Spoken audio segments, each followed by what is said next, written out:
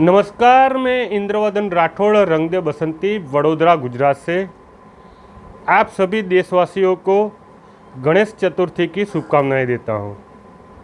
आज दिनांक 31 अगस्त 2022 आप सब लोगों के सामने मैं इसलिए उपस्थित हुआ हूं कि आज ही के दिन 31 अगस्त 2012 को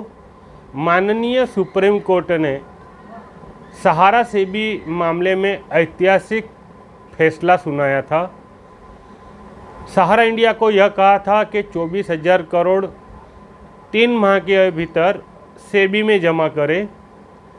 सेबी सहारा निवेशकों से सर्टिफिकेट व ज़रूरी डॉक्यूमेंट मंगवा के उसका वेरिफिकेशन करके उनकी निवेश की धनराशि 15% ब्याज के साथ लौटाएगी। यह फैसला ऐतिहासिक इस मामले में है कि सहारा इंडिया की दो कंपनियां, Sahara India real estate corporation limited और Sahara housing investment corporation limited के बॉन्ड धारकों से गलत झूठी जानकारी देकर निवेश करवाया था। कानूनी तौर पर देखा जाए तो यह OFCD था, यानी कि ऑप्शनली फुल्ली कन्वर्टेबल डिबेंचर था और डिबेंचर जारी करने के लिए सेबी की परमिशन ज़रूरी है। हाँ, अगर यह प्राइवेट प्लेसमेंट होता, 50 से कम निवेशकों से यह निवेश करवाया गया होता तो यह प्राइवेट प्लेसमेंट कहलाता और उसमें सेबी की परमिशन ज़रूरी नहीं थी। लेकिन सहारा इंडिया द्वारा 50 से अधिक यानी कि हजारों निवेशकों से करोड़ों रुपया निवेश करवाया गया था और उसकी समय अवधि भी एक निश्चित नहीं की गई थी और इसके चलते सेबी ने यह प्राइवेट प्लेसमेंट नहीं है बल्कि पब्लिक प्लेसमेंट है और इसके लिए सेबी की परमिशन ज़रूरी है। यह दावा सुप्रीम कोर्ट में किया और सुप्रीम कोर्ट ने उनके यह दावे को मानते हुए सहारा इंडिया को यह आदेश दिया था कि आप 3 माह में यह दो कंपनियों के बॉन्डधारकों का जो पैसा है वो 24,000 करोड़ सेबी में जमा करें। इससे पहले के जो वाक़यात है वो यह है कि ये दो कंपनियों में करोड़ों रुपया निवेश लेने के बाद सहारा इंडिया ग्रुप और सुब्रत रॉय सहारा प्राइम सिटी लिमिटेड नाम की कंपनी बनाकर उसके द्वारा IPO लाके खुले बाज़ार से निवेशकों से निवेश करवाना चाहती थी, यानी कि शेयर के माध्यम से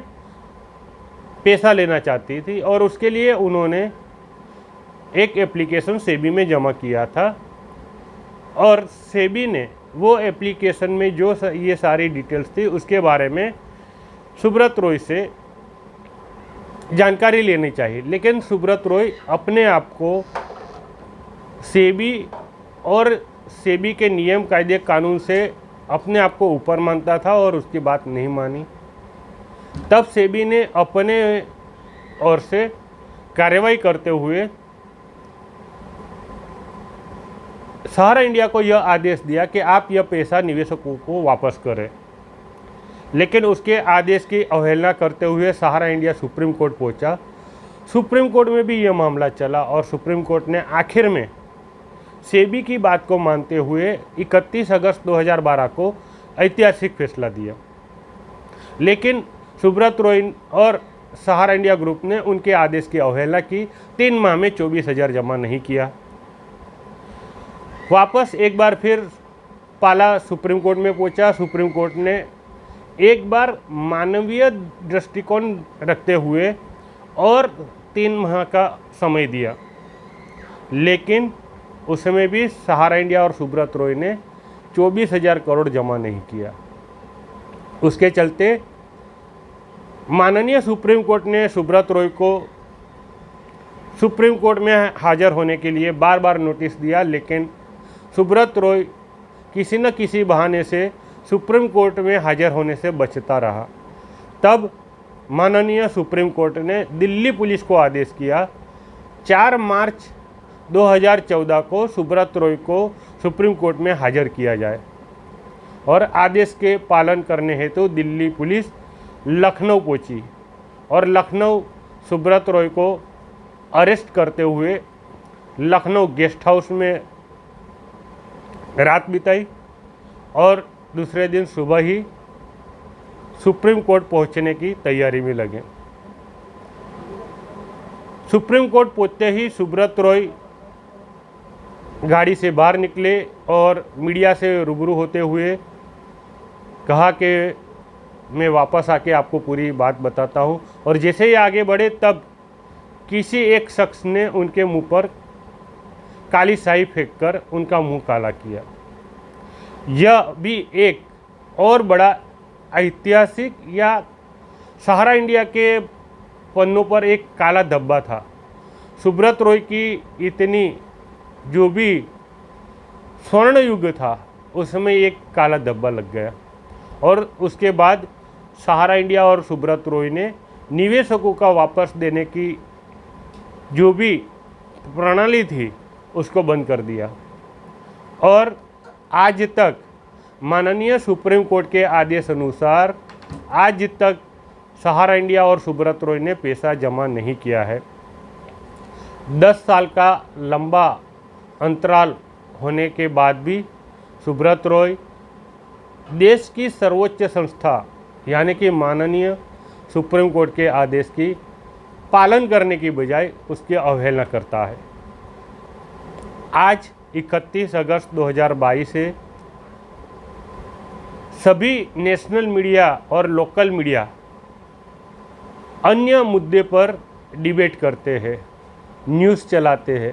ब्रेकिंग न्यूज़ चलाते हैं, लेकिन माननीय सुप्रीम कोर्ट के आदेश की अवहेलना करने वाले सुब्रत रॉय और सहारा ग्रुप के बारे में आज कोई भी चैनल कुछ नहीं कर रहा है, न डिबेट कर रहा है, न ब्रेकिंग न्यूज़ चला रहा है, न एक छोटा सा न्यूज़ भी चला रहा है। तब मैं इंद्रवदन राठौड़ रंग दे बसंती सोशल मीडिया के माध्यम से माननीय सुप्रीम कोर्ट के आदेश की अवहेलना करने वाले सुब्रत रॉय को तुरंत तिहाड़ जेल भेज दिया जाना चाहिए, ऐसी मांग करता हूं। और उसके लिए माननीय राष्ट्रपति जी, माननीय प्रधानमंत्री श्री, माननीय गृह मंत्री जी, माननीय कानून मंत्री श्री, माननीय सुप्रीम कोर्ट, उन सभी से हाथ जोड़कर यह अपील कर रहा हूं कि माननीय सुप्रीम कोर्ट के आदेश की अवहेलना करने वाले सुब्रत रॉय और उनके साथ आरोपित सभी सहारा अधिकारियों को तुरंत तिहाड़ जेल भेज दिया जाना चाहिए। और साथ साथ में पूरे देश भर में सहारा इंडिया द्वारा ऑफिस खोलकर अलग अलग कंपनियां और सोसाइटियां के माध्यम से निवेशकों से निवेश करवाया गया, लेकिन समय अवधि पूर्ण होने पर ब्याज सहित रकम वापस लौटाने की बजाय निवेशकों के साथ धोखाधड़ी हो रही है। तब पूरे देश भर में आई सहारा इंडिया ऑफिस को सीज किया जाना चाहिए, सहारा इंडिया के बैंक अकाउंट सीज किए जाने चाहिए, सहारा इंडिया के branch manager, sector manager, regional manager, area manager, zonal manager व कमांड कार्यालय लखनऊ में बैठे सभी सहारा अधिकारी, उच्च अधिकारी, सोसाइटियां व कंपनियों के सभी डायरेक्टर और मेसर्स सहारा इंडिया पार्टनरशिप फर्म और उनके पार्टनर्स सुब्रत रॉय, सपना रॉय, ओपी श्रीवास्तव और जेबी रॉय को तुरंत ही देश के कानून के अवहेलना करने के चलते, देश के कानून का उल्लंघन करने के चलते जेल भेज दिया जाना चाहिए और सहारा इंडिया की सभी संपत्तियां सीज करते हुए वो संपत्तियां नीलाम कर जो पैसा आ रहा है उससे सहारा इंडिया की सभी कंपनियां और सोसाइटियों की जो भी निवेशक है उनको ब्याज सहित धनराशि जल्द से जल्द लौटाने की कार्रवाई की जाए। नमस्कार, धन्यवाद।